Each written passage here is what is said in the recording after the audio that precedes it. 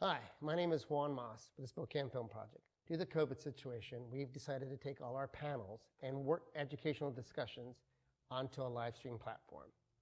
Working closely with CMTV's guidelines as a local television station, as well as those set by the governor's office, we will be doing that for the next 6 months. Hopefully soon, we'll be opened up enough that we can have you back with us as a live audience. Till then, enjoy.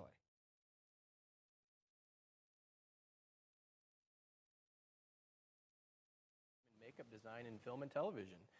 With me is makeup artist Natasha Schellbetter. She's worked on the television show Z Nation, a handful of local short films, and most recently worked on the feature films Dark Divide and Noise in the Middle. We also have costume designer Dakota Keller, who's also worked on Z Nation, Home Sweet Home, The Tragedy Girls, VHS Viral, Super 8, right? Yes, okay, cool. And many more. Welcome. How is everyone? Fantastic. Doing fine. Yeah? Yeah. Cool. Well, let's well as can be expected. well, let's get into it, and then after some discussion, we'll open it up to audience Q&A. Great. Cool. So tell me about yourselves. Dakota first. I've been doing this for over 10 years. I started on short films, student things in LA after graduating from FITM. A lot of AFI stuff, and worked in LA for 7 or 8 years, moved to Spokane about 3.5 years ago. Have been working here ever since, and it's been great. Awesome. Yeah. Thank you. Your turn. Hi, I'm originally from the Los Angeles area, and I've been doing this for about 10 years. Very cool. And yeah, I've worked on mostly low budget. And I was the key on Z Nation, and yeah that's kind of where I'm at. Well, Dakota, how'd you get into costume design? Where'd you start? How'd you get interested in that? Originally, I went to school for art. I thought I was going to be a sculptor and a painter. Actually, in a sculpture class, we were learning casting techniques, and I realized we were learning the processes for creature creation and stuff. I always loved the movie Aliens. And so like all of, H.R. Geiger's concept art and everything. But I realized that also I was not really into being very close up into people's faces. So makeup wasn't really for me. I also did a lot of fiber arts, and so interested in fabrics and everything. So I chose costume as opposed to makeup, and I went to school for it, started working on short films, worked my way up. Cool. What's fiber arts? That would be like anything from felting to quilting to just working with materials that you would think of as just making your own clothing, but in an artistic way. Yeah, definitely. Sweet. Natasha, how'd you get started as a makeup artist? It wasn't even a field. My trajectory was a little non-traditional. I didn't know it was something that was a job. To be quite, I mean, I knew you always know it's a job, but like it wasn't ever something that was really on my radar. And I was born in Anaheim, so naturally I worked at Disneyland, and so so I came in contact one of the jobs that I had at Disneyland. I came in contact with a hair and makeup person for the first time, and I realized like how you can really transform a person. And I thought that was really great. So I took a beauty course at MUD. Back then, their school was very tiny in a different place, and I just took a beauty course because I didn't really know what I was doing. And then I didn't really do anything with it until I had actually moved back up here. And I came in contact with somebody who needed to know how to do vintage hair, and I was super into the rockabilly scene back then. So I came in and I taught her how to do finger waves and pin curls, and ended up doing hair on the movie, which was funny because that's not really. And then she found out I had taken a beauty class, and that I had been interested in the industry, and so I ended up apprenticing under her. Oh gosh, for a few years. and then just picked up projects from here and there and kept going. So, yeah. Now here you both are. Yeah. Yeah, you've arrived. What skills or training are important to be good at your craft? For me, the number one thing I think is people skills, because you're in people's faces all the time. Sure, yeah. And so sometimes you are part therapist, part friend, part, you're walking through this process. Sometimes you're doing things that are uncomfortable to people too. And so being on a personal level and being able to talk to them and relate to them is really important, and having patience. You're there face to face with them for up to hours on end. Yep. And then the other thing I think that's super important is to always be learning. I've never stopped taking classes, and so my skills have always expanded because I come in contact with other artists that know how to do things that maybe I didn't know how to do or didn't know how to do well. This is a smaller industry up here, so there's not a lot of opportunity to do the same, like to practice a skill all the time. You don't get, a lot of times you just get called for straight makeup. You don't get called for extra stuff. And so practicing those other skills that make the effects like blood and things like that more realistic for people, or character design, those are always super helpful. So I'm constantly back in the LA area taking classes at cinema and learning from other artists. So. Awesome. Heck yeah. Same question. What skills or training are important? Skills, patience is a big one. Being able to balance and prioritize, because like on set, well, once you take the job, you're just going, and there's no stopping until the film is wrapped. So it's, trying to balance a lot of things all at once and work very long hours doing it. To what you were saying, always learning. It's great because I like being the designer, the key, but I also like working under people, doing set work, being an assistant, because that's another great way to just learn how other people do it and to keep expanding your talents. Also, training, working in a restaurant is somewhat comparable. That's another, so being a waitress and a barista, it's sort of this similar level of anxiety, but just for a smaller amount of time.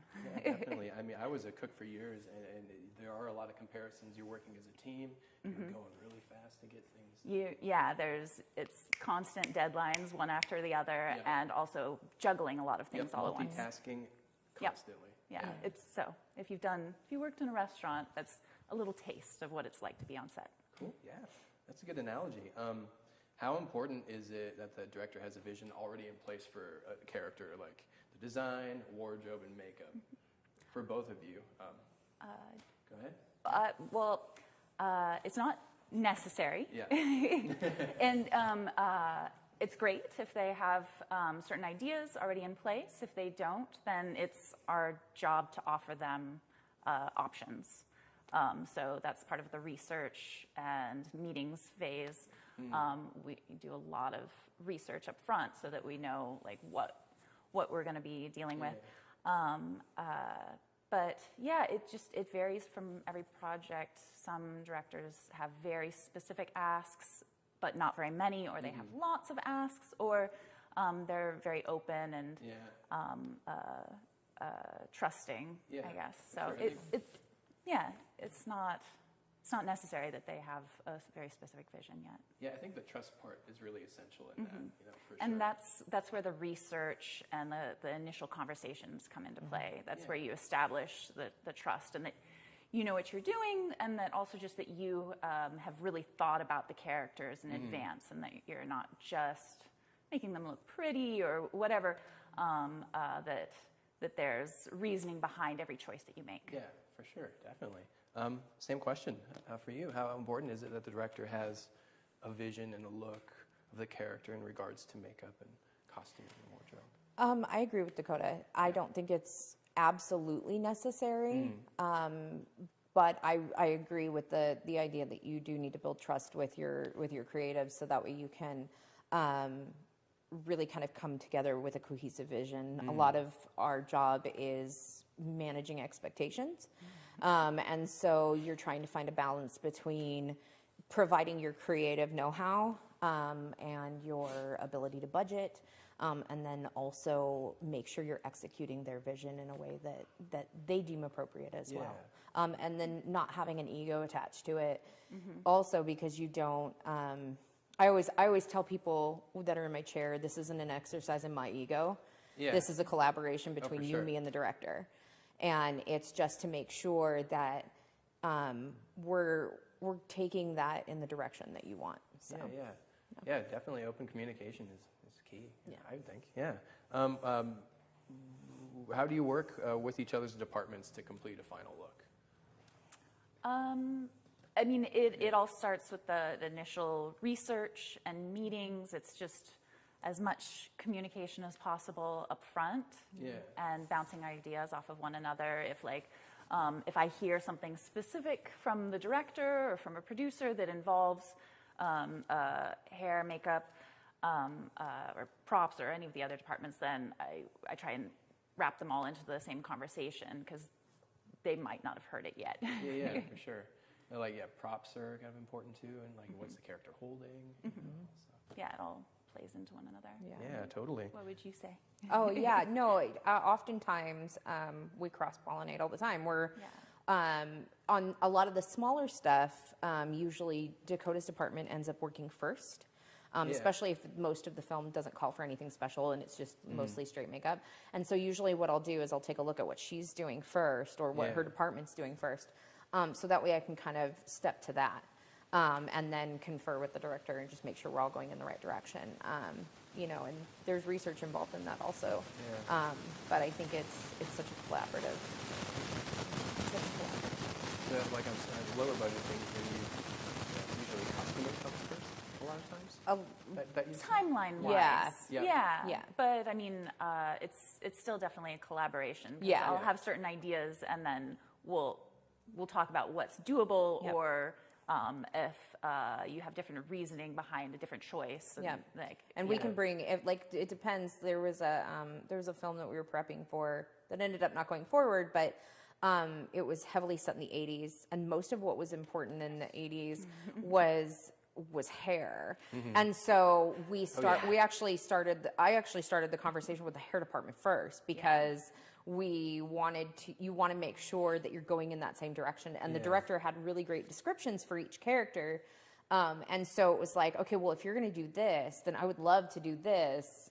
And then when you start adding wardrobe and stuff like that, you can really help color coordinate. Same with production design, and I've a lot of my stuff takes place in the 80s, and you're right, it's about hair. It's a lot of hair, and then you kind of go from there a lot of times. That's what really sells it. Like the thing we shot recently, we started with a mullet, and then we just built it from there. That was a lot of fun. But that kind of goes on to, you've both worked on micro short films and bigger budgeted television shows and films. How are those experiences similar and different?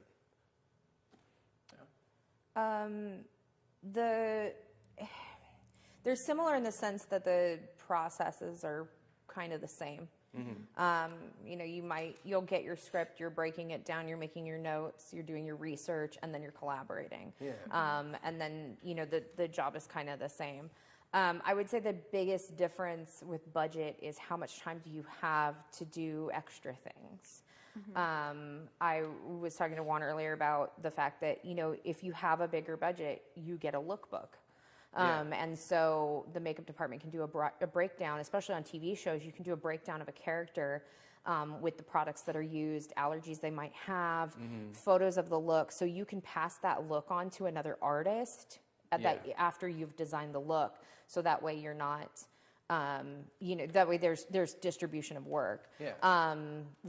There's timing differences. There's all sorts of little things that are just different, but productions are all pretty similar in that. It's just what you have time to do. So bigger budgets, you probably have more time and a little bit more resources to do the job. What about on your end?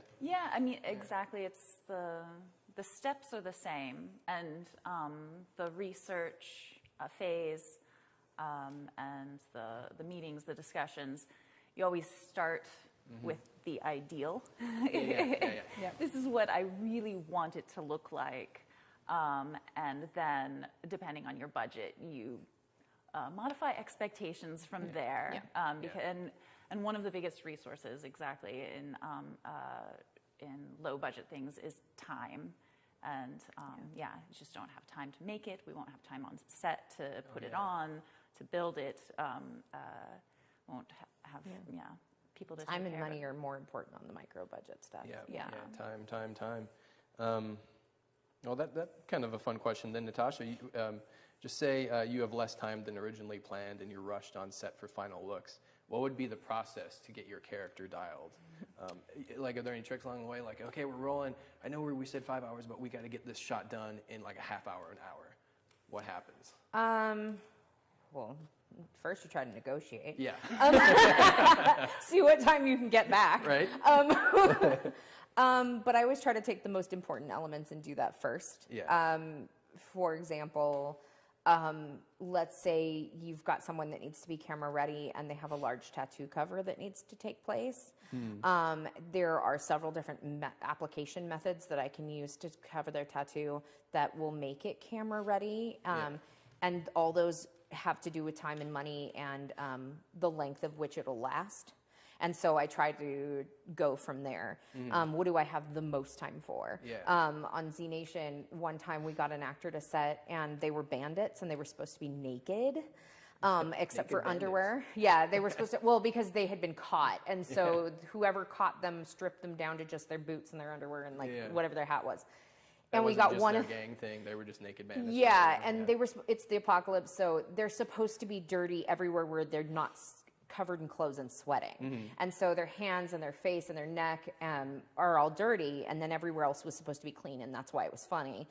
But when we got one of our actors to set, he had a giant Captain Marvel shield, or not Captain Marvel, Captain America shield on the back of his calf. Funny. Yeah. And I'm key, and you get him to set, and he takes off his robe, and I'm horrified because he's gone through makeup, and one of the things we always ask is, do you have any tattoos that we need to cover or anything like that? Just forgot about it. Right, and that particular day, it was the very first day of filming for that season. Yeah. And so there are new elements to your crew that hadn't been there the year before, so we didn't have all the resources. We were in a weird space. And I ended up having to cover it with fake dirt, but like in a black smudge. Yeah. Because because there was not enough time. He had to be on camera in less than 5.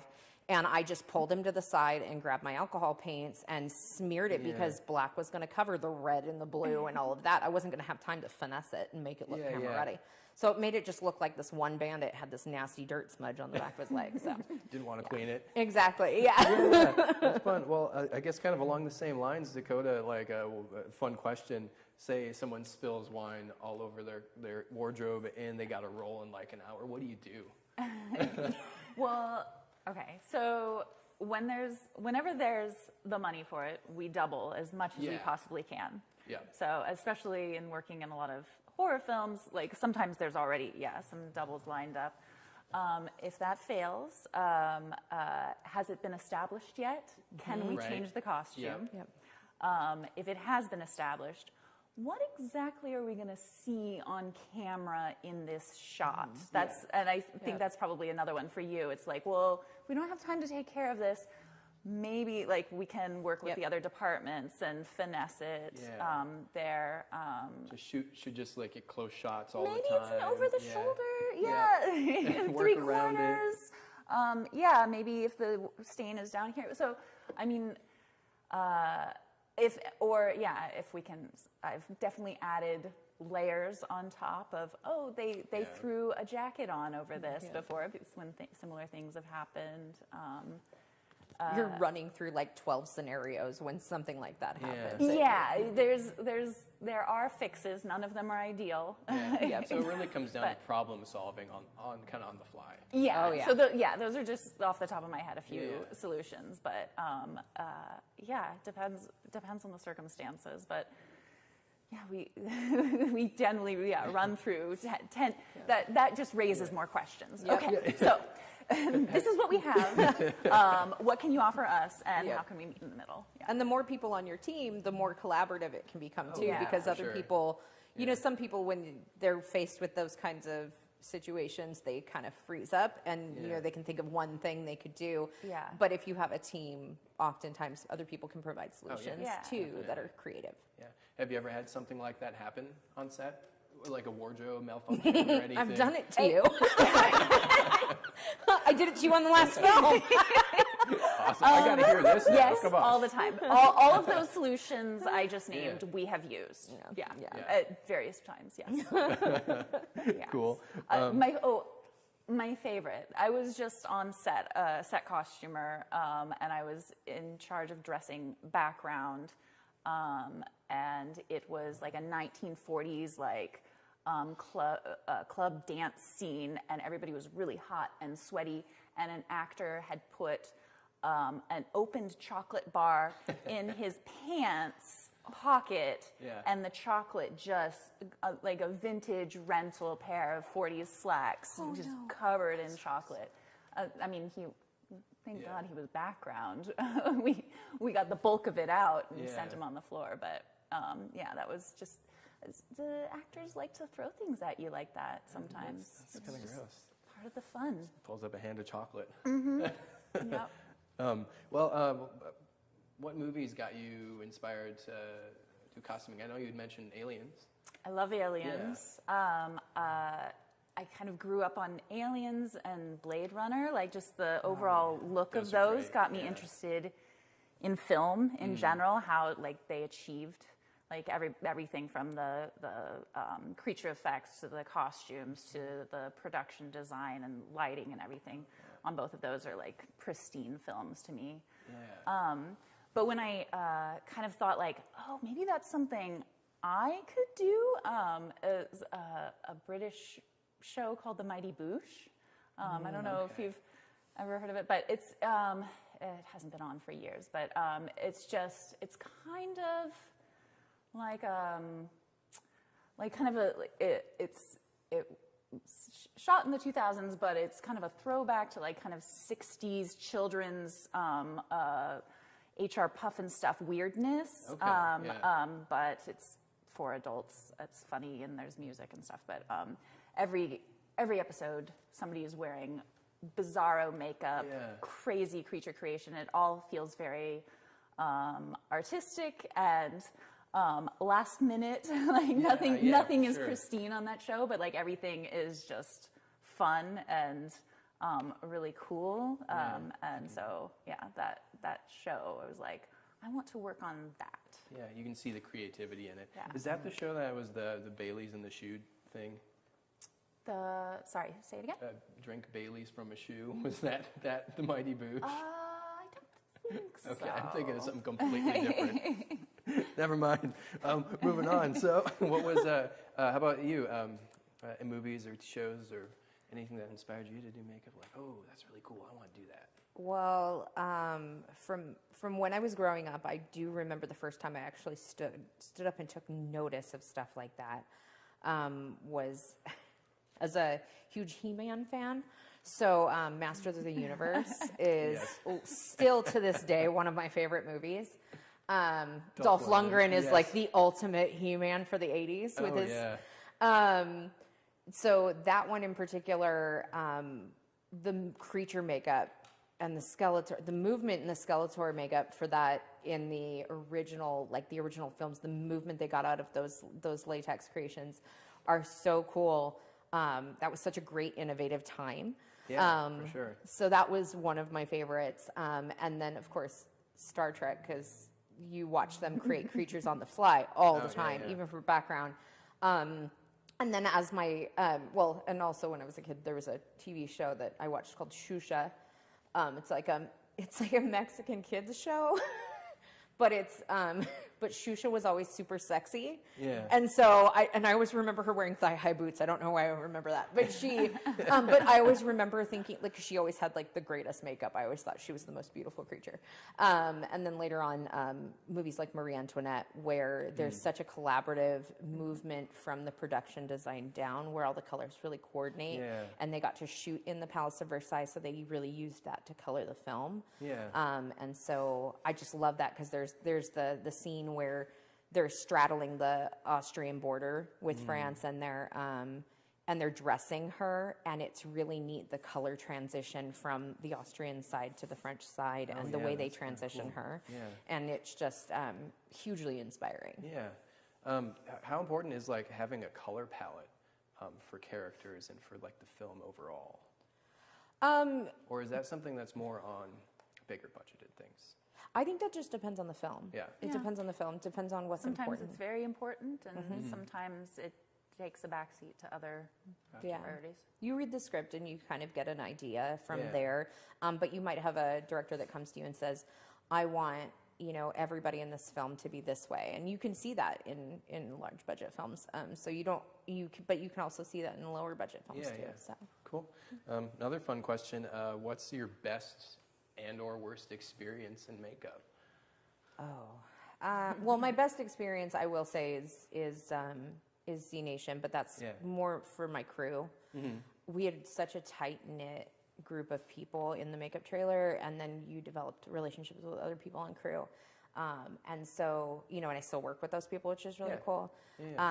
And it's really great no matter where we are in the country, because now we're all scattered. Literally from coast to coast, we're scattered. But we all talk to each other, and we're all trading information. And, the other day I was sending pictures to two of my friends. I have a puncture wound on my leg right now, and the bruise, the hematoma that was coming out of it was so beautiful. And I sent them pictures, and I was like, oh my gosh, I have to try and recreate, because it has this crazy scab in the middle. And immediately the reply I get back is, it's beautiful, here's what I would do. And so we're going back and forth, and the end of the conversation was, we are so weird. Awesome. Well, you got to have, having that close-knit community, that's a lot of it, too, when you're working on something for so long, that you just get to know everyone's.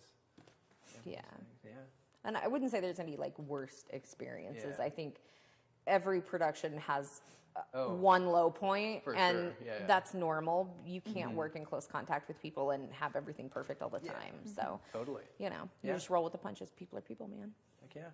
Same question. Worst, best experiences doing costuming? I think kind of the answer to both best and worst was a movie that I designed in maybe 2016, called Poor Boy. Okay. And it was very ambitious with almost zero resources. So we shot in Las Vegas for almost 2 months, and we just didn't have any money. So it was really hard, but I think it was an incredible script. The actors were amazing. Everybody, like you said, you get to know everybody really closely, and because you come through this trial by fire all together, it's all that more meaningful when it's over. And it's a very strange, beautiful movie, and even though I was not sleeping for days on end, I still kind of look back on it fondly. So that was a case of the ambition was a little too bigger for the resources. Absolutely, yes. Cool. Yeah, it happens. What's your favorite costume design that you've done? Well, I'd say that would be one of them. Favorite that I've done. A specific one costume that you're oh, I'm really proud of this one. I'm going to put this in my house and wear it all the time. I think we have slides for this one, right? Oh, do we? Is this? We have some slides. This way. Okay, so yes, great. Okay. We're on the same page. So what are we looking at so, here? So these are some slides from Poor Boy. Okay. So shooting all around in the desert and all around Las Vegas. These are the two leads. They're just kind of two grifter, deadbeat brothers, like with a plan. And just a lot of shopping at Goodwills and a lot of distressing and dyeing and making up graphics for T-shirts and things because we couldn't get clearance to use anything. It's one of the just gorgeous locations. Just the actors were incredibly talented. Is that the same? That's the same film. That's yes, cool this too. was a mob boss. I like that. That's fun. That's a fun look. But I know Goodwills are a main resource for a lot of like productions that we've done. A lot of the costumers will just hit up thrift stores and find things. Yeah, I do. Like incredible amounts of thrift store shopping. You run into trouble when you need multiples if anything's getting bloody or broken down in the shop. But yeah, try to do as much thrift store shopping as possible because then it has a history. Yeah. So I was really proud of this. What's that? What's that? This right there? we were shooting at an actual rodeo. That's Michael Shannon. Oh, cool. As a rodeo clown. Did you get to do his costuming? Yeah, Oh, yeah. that's awesome. I brought him his pants, and he was like, "Oh, these are really big."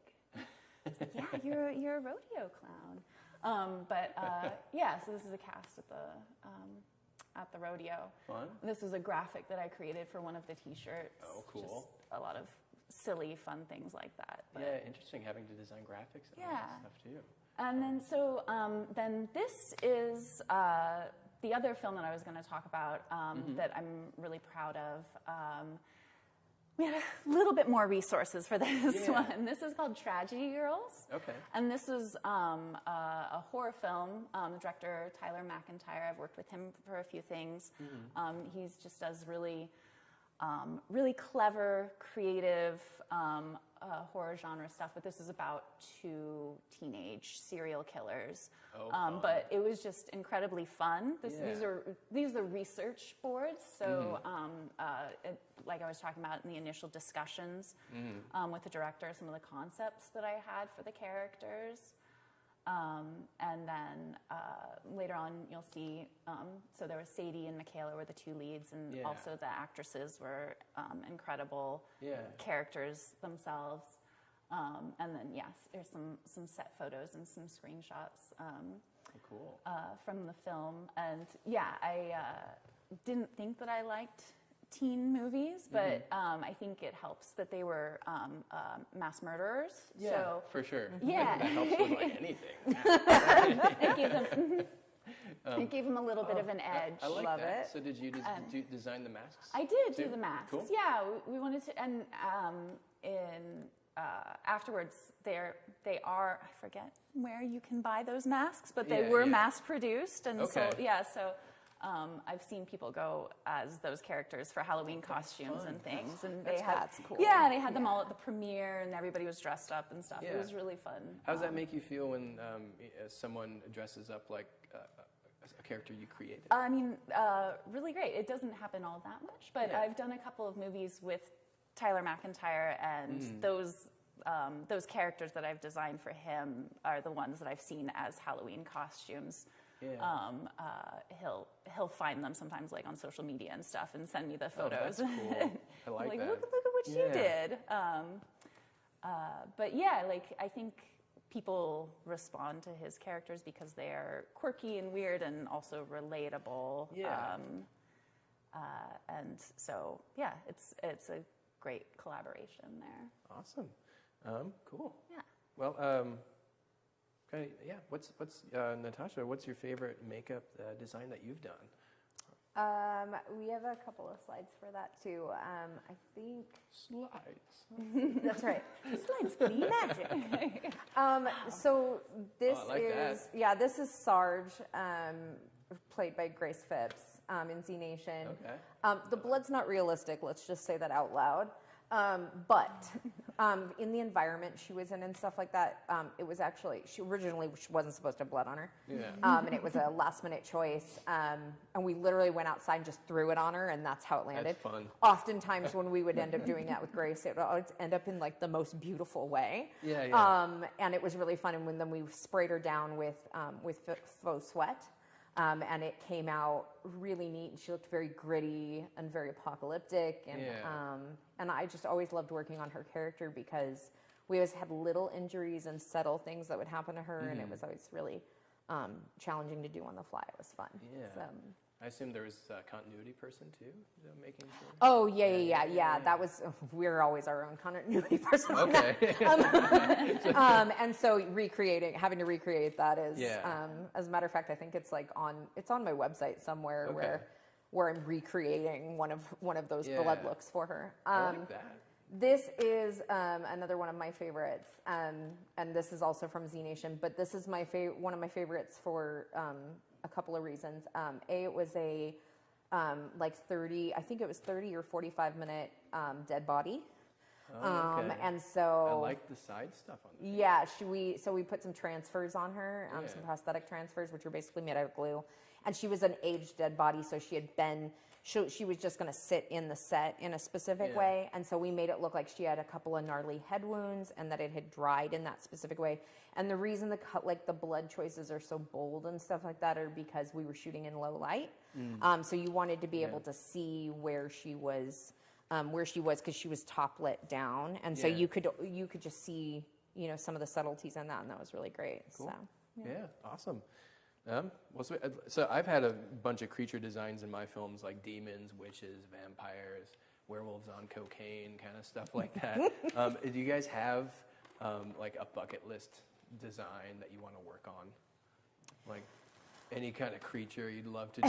It's like I can't wait till I can do a banshee. Well, I have two, but I would like my skills to be a little bit different. One of them I could execute right now. My first one is Skeletor. Skeletor. Obviously. I've always wanted to be able to do that, but I would love for my sculpting and molding skills to be stronger. I don't get called to do a lot of effects, so I actually haven't really focused a lot on that. But that is something I would love to do. I have a couple of friends that work in Blue Whale Studios in Atlanta, and they did a version of Skeletor and He-Man for cosplay. For somebody who paid for it, and it was amazing. I just really loved it. So Skeletor's on my list, and then my other one is kind of weird. And almost kind of happened by accident. I was doing a makeup test for a private client that wanted to go as Bride of Frankenstein and Frankenstein. And I was doing a makeup test for color choices and prosthetics on a friend of mine. And I realized that the makeup for Bride of Frankenstein is kind of like old school Chola makeup. So like a Chola Bride of Frankenstein, I think would be... Those eyebrows? Right? Yeah. It was a eyebrow mistake that made me realize Awesome. which is why we do tests. But that would always be just as a weird thing that came out of my brain. That's always been something I kind of wanted to come back to. So Cool. Well, how about you? Is there any creature design that you want? Well, I've done a lot of Dream zombie stuff, and I love distressing and everything like that. Blood and everything is really fun. A lot of happy accidents, but I'd love to do something more exact. Like I'd love to do some androids or cyborgs, or more. Cool. That would be more precise work, and obviously it's a lot of collaboration with makeup and special effects. But to do some more concepts like that, I'd like to work more sci-fi. Androids, think about Alien, just Bishop, how it hit his like white intestines and all that stuff. Oh, like, yeah. That's pretty cool. working on something Giger inspired would be Pardon me? working on something geeker inspired, HR. Yeah, Yeah, exactly. it would be amazing. Yes. For sure. So much to work with. Yeah, we're thinking about cyborgs like Jean-Claude Van Damme's Cyborg. It's a fun movie. Or Mario Van Peebles in Solo. Yeah. Oh my god, I forgot all about that movie. Have you seen Solo? I have. I forget Mario Van Peebles' character. I in am so embarrassed Solo. that I love that movie. I do. No, I liked it. I just I forgot saw that part. Solo in the theater. Oh, that's great. When he came in, I've worked with him. We worked with him Yeah. on Z Nation, and that was when he first came in. I was like trying so hard not to be like, I loved you in Solo, because everything else he mentioned was like all these other things, yeah. and that I'm sure he thought were better movies, but I Yeah. always loved Solo. So. Cool. Well, kind of going real quick. What's your guys' favorite horror movie? You can go first. Well, I made a tiny list. No, my hands down. No, my hands down favorite is the old school Vincent Price House on Haunted Hill. Yeah. Because I just love The Simpsons. I actually own that movie on DVD and have for years. And I love the Godzilla series all the way from the beginning to the end. Always, always. And then Shape of Water, because it was such a great take on that. And then, of course, Twilight Zone, because, well, it's not really a movie, but Yeah. because there's so many crazy things that came out of that. Good choices. Shape of Water's cool too. How about you? Yeah, I also kind of have a list. Aliens, Yeah. suspense, horror, action horror, Army of Darkness, Evil Dead. Oh. Grew up on those. Oh, how Love- did I forget? Love Bruce Evil Campbell. Dead 2 is my favorite movie. Yeah. ever. Oh, really? Yes, Evil Dead 2. Sorry. But Army of Darkness, Yes, I've watched yes. many times. More recently, put another plug in for Tyler McIntyre, the movies that I've worked on with him, and the scripts that I've read that Yeah. he's going to do in the future. Like, he's a really great horror writer and director. So Tragedy Girls that I mentioned, and Patchwork was his first feature. Low budget, but just very creative. Yeah. And then also more recently, Ari Aster's films, Hereditary and Midsummer. Like, I still just think about them sometimes and shudder. Yeah. They're really haunting, lingering, like very impactful. And I really dug love Hereditary. Ari, so Cool. he's doing very good work. Heck yeah. Well, what do you guys want people to know about makeup artists and costume designers? We've covered quite a bit. I think for somebody who hasn't ever really thought about our jobs before, like, just that it's not glamorous and it's a lot of hard work. Oh my gosh, yeah. And, Yeah, I guess that's like kind of. it's kind of a grind, but that it's also very Yeah. rewarding. Like, I guess what would be advice for people wanting to get into this industry of makeup and costume designing? Starting out, dip your toes in, do some smaller jobs. Don't take on a big project once. You can always assist, and you can always. There's always student films looking for people who will work for free. I did a lot of that to begin with, kind of lower stakes, I guess. Yeah. And see if it's for you. Assist, PA. You can be a costume PA. And student films. Yeah. Work on some smaller stuff. Yeah. What do you think? I would say if I wanted them to know about anything, is that it's not always pounds of makeup. Sometimes it's the absence of makeup, and it's not always making people pretty. Yeah. And I was chipping nail polish on the last film, so to give somebody an authentic, who didn't take care of their nails.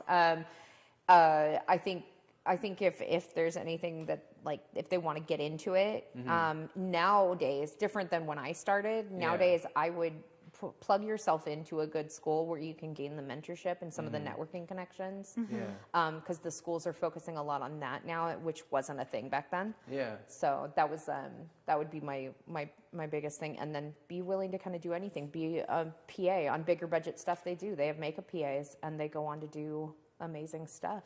Yeah. Cool. So- Yeah, I imagine it might be a little trickier like nowadays trying to get into it because of the pandemic going around and like how do you get experience when you can't be on a set currently? So it's kind of just waiting around, I guess. What's everyone watching? You seen anything cool lately? The Plot Against America on Prime. I think it's on Amazon Prime. Yeah. I think so too. Yeah. I've been watching. I watched that. It was really good. Is it good? What is that? It's a reimagining of the time that we're going into World War II. Okay. And it's instead of it basically reimagines that Charles Lindbergh won the presidential race, and that he. I hope I don't screw this up for anyway. That he wins the presidential race, and it changes the path for America, and we become more fascist. And it's just I don't know. I think it's a limited series, so it's only like 4 to 6 episodes, and it was. It scared me. I love World War II, and so it was quality. It was very good. Yeah. Are there any makeup designs? So when you watch films, do you observe the makeup, or can you separate yourself and just enjoy it? It depends on what it is. Yeah. There are times where you notice changes in your own industry through film, which is really interesting. There was a period of time where there were some new cameras coming out, and you were seeing a lot of I don't know if it's editors or who it is, but changing like the filters they're putting on the show and changing the way some makeup looks. And there's a few big budget shows where you would watch people and they were turning almost yellow. And then there's also times too where like you see makeup artists, maybe it's time, maybe it's money, maybe it's lighting, you never know what it is, but where you see and maybe they're tonally off or something like that. But really, you just watch it as a fan, because I think that's how we all start out as fans. Yeah. How important is like testing your character's makeup in a wardrobe under lighting that they're going to be in, or knowing that, like, say these characters in the scene are going to be under heavy red lights? I wish we could do it for every film. Yeah. Everything. I mean, that's obviously that's an ideal. Like Yeah. that would be helpful every time, but it we doesn't only get always it about happen. 25% of the time. But like you design a character and Yeah. then you don't know they're going to be under red lights, and they get there and like, okay, we can't see this, we can't see that. Do they, That happens. Do you get allowed to change the character, or are they usually tend to just roll with it? It depends on how much time you have before rolling. Yeah. Yeah, we've brought characters to set that were lit under red light, and production design never came and said, like, we were under time crunch. Production design never came and said anything to makeup, and so everybody was clad in red and black, and the makeup was all red and black, and we were trying to make it kind of a like sinister looking, and it kind of didn't play very well. It just washes out. Yeah. Oh, cool. About you, see anything cool lately on TV, film? I've been rewatching Twin Peaks a lot. It's kind of a comfort I love that watch. series. Good idea. Oh, I should have been thinking about my answer as you were giving your answer. Well, it was either that, or I was going to say I'm rewatching Forensic Files, because I always am watching Forensic Files. What new? But Twin Peaks is rad. That's a great show for costuming. So good. Well, it just evokes like a certain mood. It's not a happy mood. It's just a different mood. It transports you. Yeah. Since I've watched it a few times already, it's a shut off my brain kind of experience. Twin Peaks is very comforting. I don't know why, but the mood is comforting. I mean, the music is Oh, fantastic. What else have we been watching lately? That first season is just pristine television. Yeah. Yeah. I don't know. If you come back to me, maybe I'll think of something. Cool. Sorry. Cool. What did you guys think of the third season of Twin Peaks? I haven't seen it. Yeah, that's why. Actually, it's on my list of things to rewatch. Oh, okay. You reminded me. Yeah. Third season is definitely different, but it's still Sure. good. Yeah. I feel like we know so many people that worked on Twin Peaks that I feel like I have to watch it anyway. Yeah. You want to see their work. I think it's neat. Cool. What was it like working with David Cross? You worked with him, right? Yeah. I was not the key on that. Yeah. As a matter of fact, one of my team members from Z Nation, Heather Grapaldi, was the key on that. Okay. And David, I was literally just in charge of helping him when he's younger in the film, making him look a little bit younger. Super nice guy, very family oriented. Yeah. And what film was that?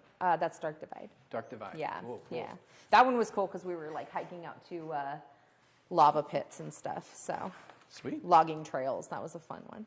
Yeah. So what kind of things do you guys consider when when designing a look for a character? Do you want to go first, or? Yeah. Yeah, and we actually, I think we have slides for that too. Yeah. Right. There's a ton to take into consideration, and your first look at that is the script.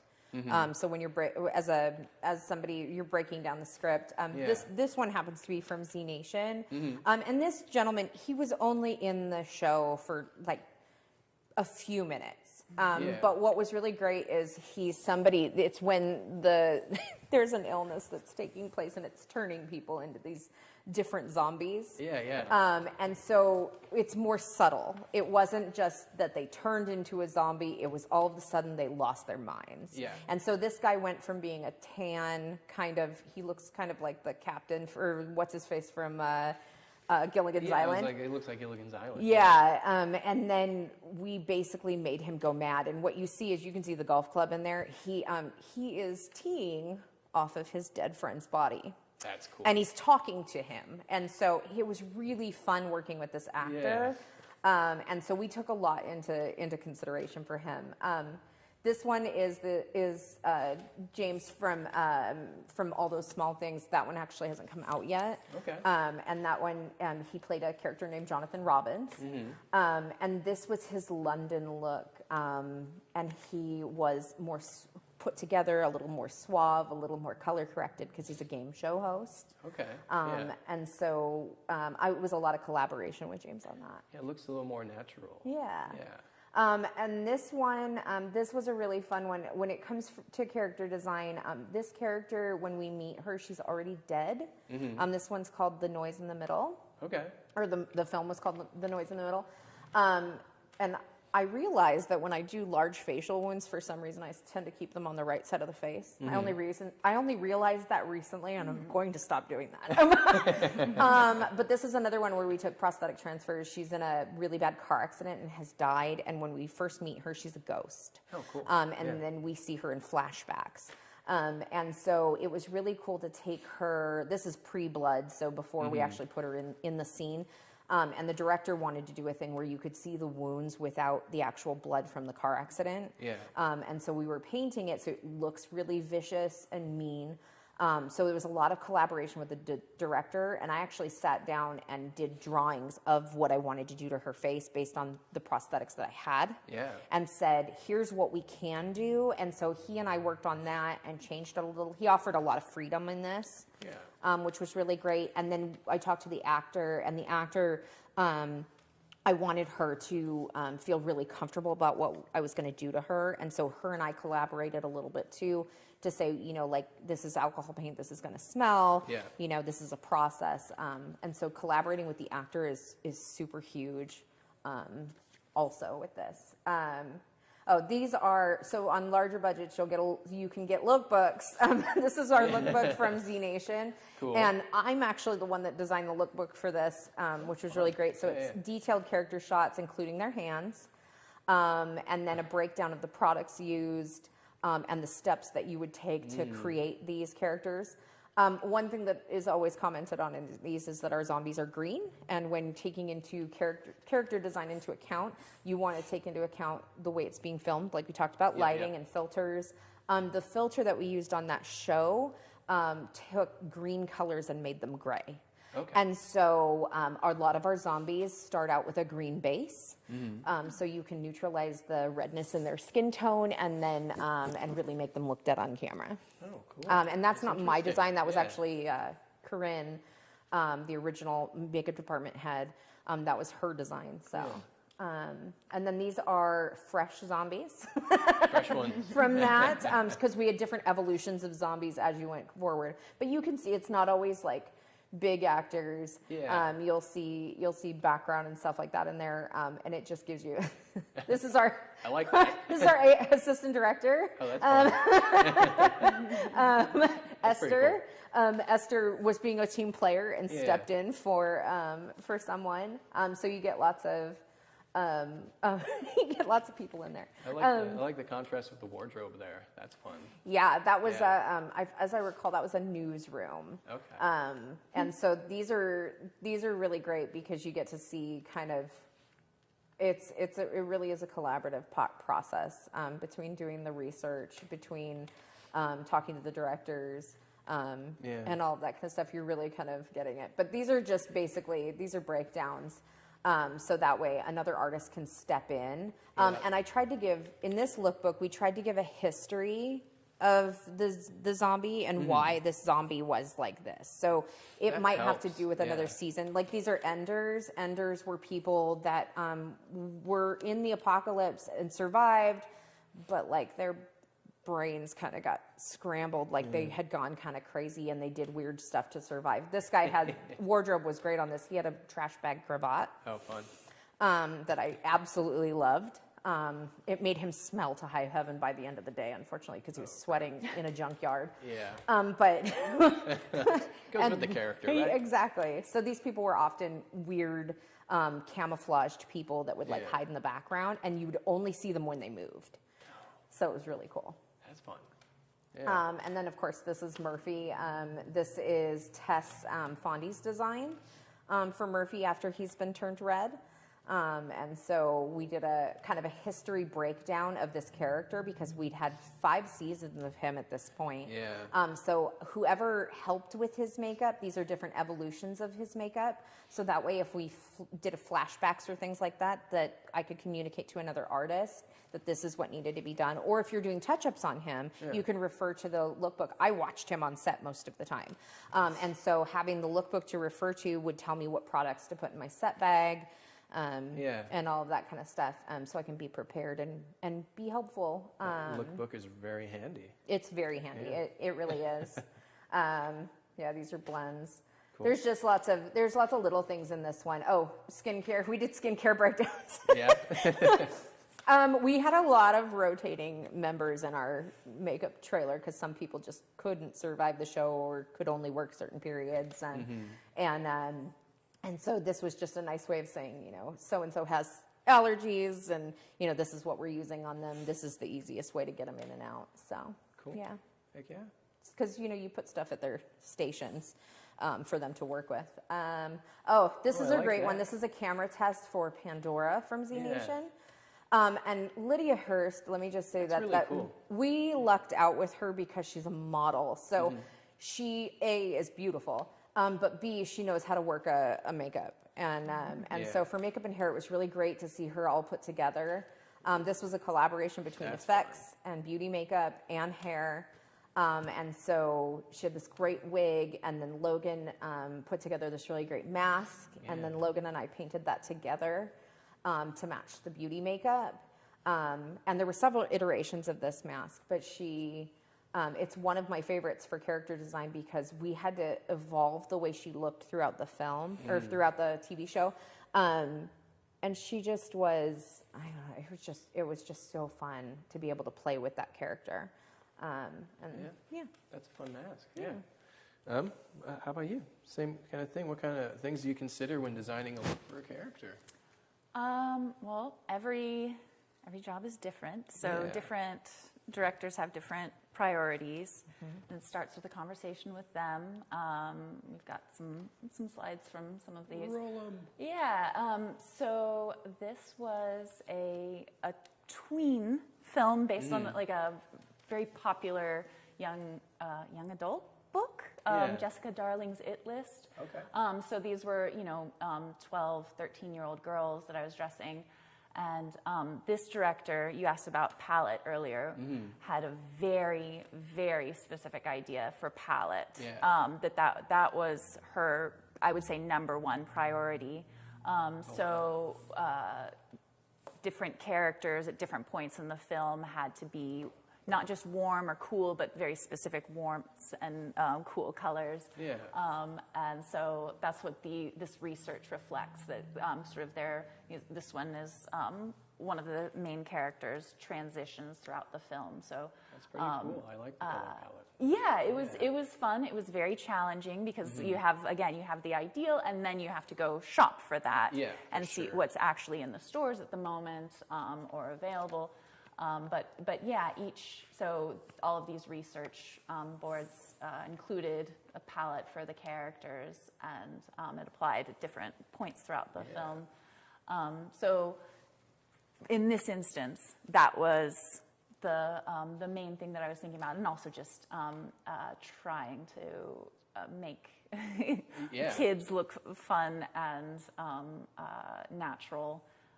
Just making it all work together. Yeah. So that was the first time I've worked. I mean, on commercials and things, you do work with kids, but that was the first time the full cast was under 15 years old. Yeah.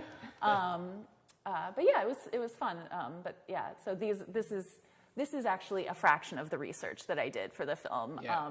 Just going through here, this was probably some of the end points, but there was some starting things. Yeah. And then, so I did That's cool. a short film also, just as another example, that was Lewis and Clark and the Core of Discovery, and it was actually, it was a comedy, but we wanted it to be as historically accurate as possible. Okay. And they also wanted to own the costumes. So we were able to rent some things, but most things we constructed, we being me and a couple other people. Yeah. So this one started with the sketches. We had to have the designs nailed down before we started constructing them, because we had a week to build these looks. And I think we were pretty successful. I mean, so you can see. And this is Sacagawea. This is the first sketch, and then we made some modifications. We want to see the boots cool. and add different jewelry. And then this is what she ended up looking like on film, with standing there with Lewis. So yeah, so those were the specific. Those were the specific needs for that project. It had to be historically accurate. They wanted to own the pieces afterwards. And it had to be done in about a week's time. Oh, wow. So, and then this is York, kind of there. Yeah. So with that time restraint of like a week, how do you deal with that? Well, so I built some of the things. I contracted out just my friends who I knew were available at the moment who could sew. As much delegating as possible. But most, a lot of things just fell to me at 2 a.m. The night before. So just pulling all-nighters. Yeah, a lot of all-nighters that week. Well, if you like doing it, then it's fun, right? Yeah. I mean, there's an enormous sense of accomplishment once it's over. Yeah. Oh, yeah. Cool. How was it like working on Super 8? Oh, with so J.J. Abrams, right? Yeah, I mean, so that was one of my first experiences on a huge set. I was a costume PA in the costume department, so I was doing a lot of runs, a lot of returns. I crossed paths with JJ once in a hallway in the Bad Robot offices. So I think I've said hello to him. Yeah. But yeah, I had a few interactions with some of the actors that were great. But it was just a really great experience in that I was just starting out and I was learning how a costume department on a larger, Steven Spielberg produced feature could be run well. So the costume designer, her assistant, the supervisor were all just seasoned professionals, and so it was just great watching them work. Yeah, good way to see how things work. It was one of your first things, right? Yeah, it was one of my first jobs, yeah. I don't know if you remember Heather from the last season of Z Nation, but Heather Grapaldi, she actually gets called into New York to do JJ's makeup Oh, when he cool. does like interviews for Vanity Fair and stuff like that. Yeah, so he trusts her. Yeah, a couple, Yeah, like that's just a so couple times a important. year because he doesn't interview very much. But Right. yeah. Yeah, cool. You He guys, seemed very nice. Yeah. that's awesome. How long were you on set for? I mean, so that shot in I worked on the film for probably about 2 to 3 months. It shot partially in West Virginia, I want to say. I did not go to location. I stayed in LA the whole time. So for the first half, when they were shooting on location, a lot of my job was packing huge e-crates and shipping them out, like getting them in under the wire at 4 p.m. to FedEx each day, getting things from LA to West Virginia, wherever they were shooting on location. And then the second half we shot on sound stages in LA. So to answer the question, I think you asked about 2.5 months. 2.5 months? Yeah. Well, that's a decent amount of time for like one of your first experiences being on set. Yes. I'm sure you picked up quite a few things. Yeah. Yeah. Are there any projects that you guys are working on or in pre-production that you can talk about or that you're excited about coming up? Everything's pretty much canceled right now. Yeah. Yeah. Yep. Everything's so up in the air. It's hard to say. Yeah. They're like ideas of things that may happen once things have settled down and we've figured out how to go back to work. But people are still not sure how to go back to work. There's very few exceptions, like people who've gotten really creative just working from home and mailing things to different locations and people, but it's hard to say. Everything is on hold. Kind of, how do you think the current pandemic will affect doing your job on set when we all get back to it? Things are going to move more slowly. Yeah. Things are going to be more expensive. Just people have to be very conscientious, and obviously, I mean, your union safety committees, like people are developing very specific guidelines that we'll all have to abide by. But the overall impact is that things are going to be more expensive, slower, more shoot. expensive. Yeah. What do you think? How is it going to affect your job on set when you get back to it? Being a makeup artist, like you said, you're in it's going to someone's impact face. you far more. We're the space that every set is most worried about. Yeah. My kit has been actually what I consider quarantine since very beginning of March before this even started. I think I did something at KSPS, the local public access channel. Yeah. I did that, and then I put my kit away.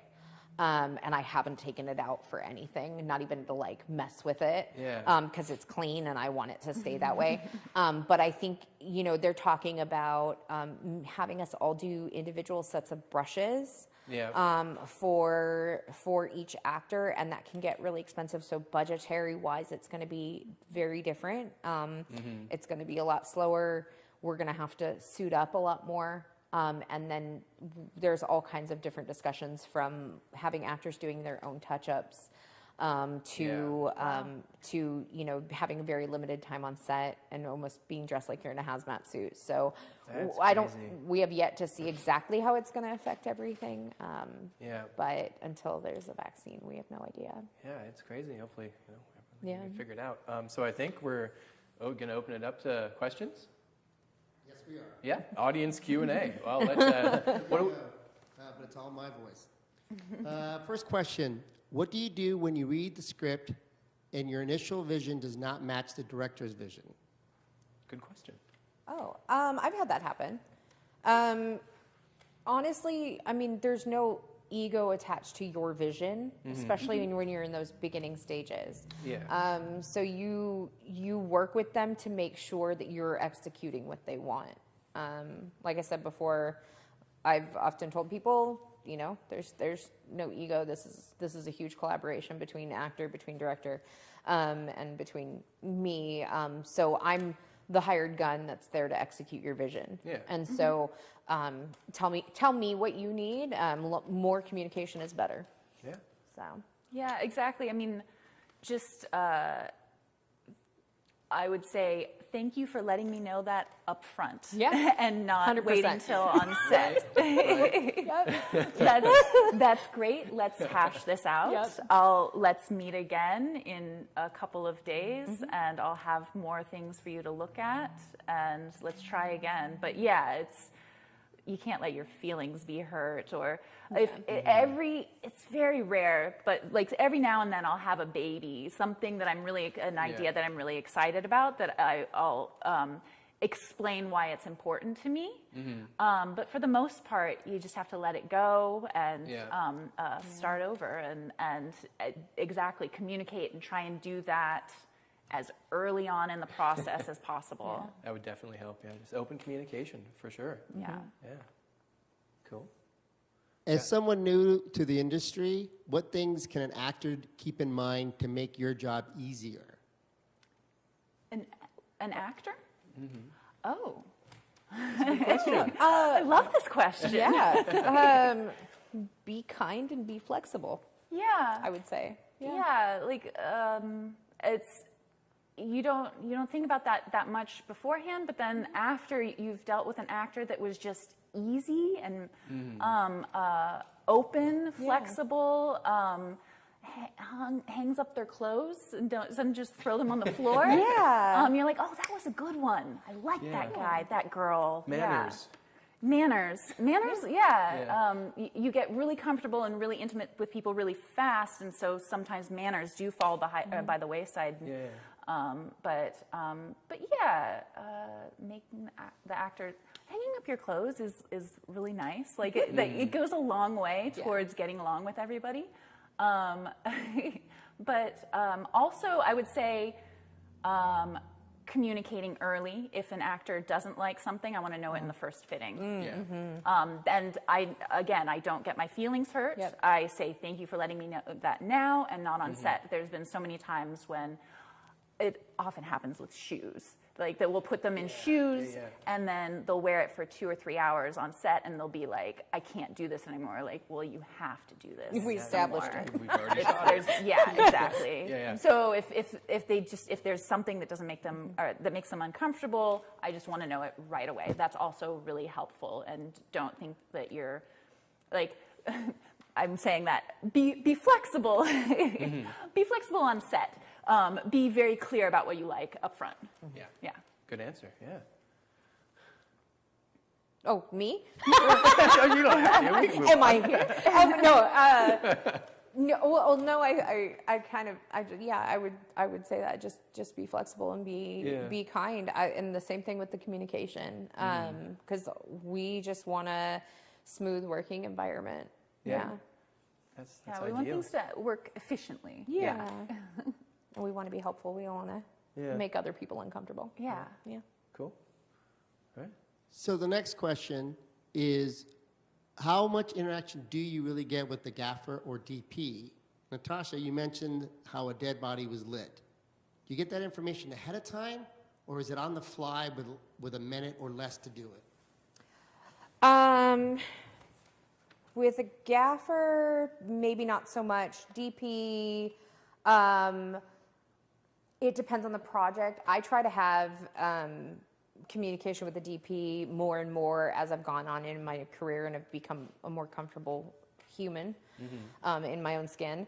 I used to be more timid about that stuff, but because every camera and every lighting situation is different, there are sometimes you get that information ahead of time.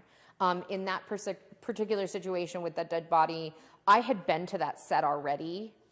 We had already been shooting in that set, so we already knew what that looked like, and we already knew that it was like, it wasn't always going to be a top-down shot, but the way the situation was written, we kind of knew what was happening there.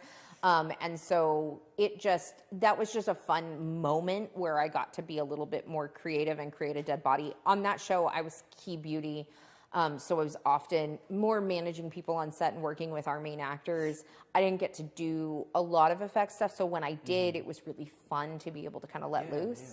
And so, I try to communicate with the DP a lot because you want to be able to be comfortable enough where you can be like, can you show me what we're going to see?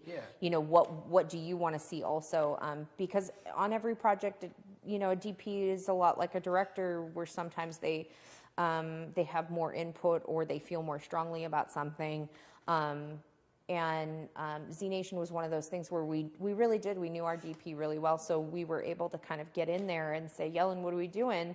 What's this going to look like? And he wasn't above, showing you or asking you questions or even asking you to change things.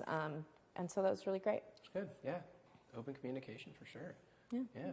Question for both the ladies. With the proliferation of self-tape auditions, what advice can you give to actors for their own look on those self-tape auditions? I mean, lighting is Yeah. key. That's not my job, but it is self-tape, Zoom meetings. Yeah. Oh, yeah. Angle and lighting Yep. are number one. As And far as lighting our kits jobs aren't are expensive concerned, on Amazon. yeah, and specifically even natural lighting and a slightly higher angle. Shoot slightly from above. Don't shoot down from here. But as far as our jobs go, I mean, I think clothing-wise, be comfortable but not too comfortable.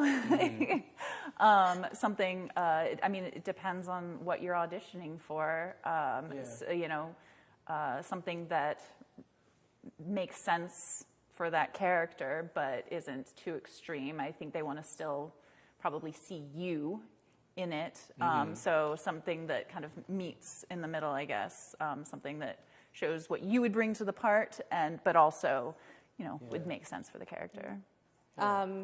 And I can only speak a little bit to hair department because sometimes we cross-pollinate. But for the most part, just knock down anything that's distracting.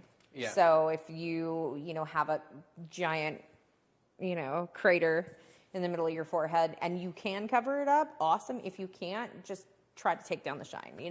Make sure you don't have your hair sticking up in weird ways unless the character calls for that. Don't worry so much about looking perfect. A lot of more and more they want people to be realistic. Yeah. So I wouldn't worry too much about that so much in a self-tape either, because really they're looking for your ability to portray their character. Yeah. It's interesting what different people look for. Like as a director, I look for I don't even notice like their wardrobe or their hair. I'm looking at their performance or like what how excited they are about it, kind of thing. Yeah. They're blank canvas at that point. Yeah. This is sort of related, but one director hired me. We had a very brief interview, and then he hired me, and he's like, well, I'd seen one of your other pieces. It was still when I was doing short films. And I was like, oh, yeah, what did you think? He's like, I just didn't notice anything weird. And I was like, great. Right? And I remember that compliment. Nothing stood out to him as weird or bizarre, and I was like, I'll take it. Right. Thank you. And on That's some of good. our more basic jobs, when you're doing commercials and stuff, sometimes I'm just there to knock down shine. Yeah. Especially commercials, yes. Yeah. You just don't want anything to be weird. You don't want to distract from the person. Just basic beauty makeup, right? Yeah. Yep. Yeah. Oh, cool. Got some more questions? Yes. Ladies, have you ever turned down a project and why? That's a good question. These questions Yeah. are good. Several, mostly because of scheduling conflicts. Yeah. I always like to be working, so if I can take a job, I usually do. Every now and then you start with your first interview or meeting or something for it, you've really committed to it, and you just realize that the expectations are very different from what you would be able to achieve. And if you can't make that clear that with this budget or this time, I'm not going to be able to, this is what I'll be able to do. I can't do more than that. Yeah. And if that isn't getting through, then it kind of gives you pause. I've also taken those jobs and, I wasn't ultimately happy with the product, and so I've made that mistake before. But hopefully you can see that coming ahead of time, and just know that if I take this job, no one's going to be happy. I would say I have turned down jobs for scheduling conflicts, but I've also turned down jobs or even been rejected for jobs because of money. Because I would say, you know, either this like I personally cannot create. I mean, I know the mechanics of it, but I've never actually like done it. Create like limbs and stuff like that. So I have to contract out for something like that, or I have to contract to somebody or rent a dead body sometimes if we're doing like things where we're throwing bodies. And so, you know, a director has to be comfortable with the fact that either I can't make it or something like that. You know, I also might not be the right fit. You might sit down and talk to them about the project and you realize you're not a good fit for that director or whatever. And then recently I've turned down a job, because of the pandemic. Yeah. I have family that is immune compromised and, I'm not willing to risk it at this point. So. Yeah, I think that's more prominent now. You know, people turning down gigs because of what's going on. Yep. Yeah. Good stuff. Yeah. Yeah.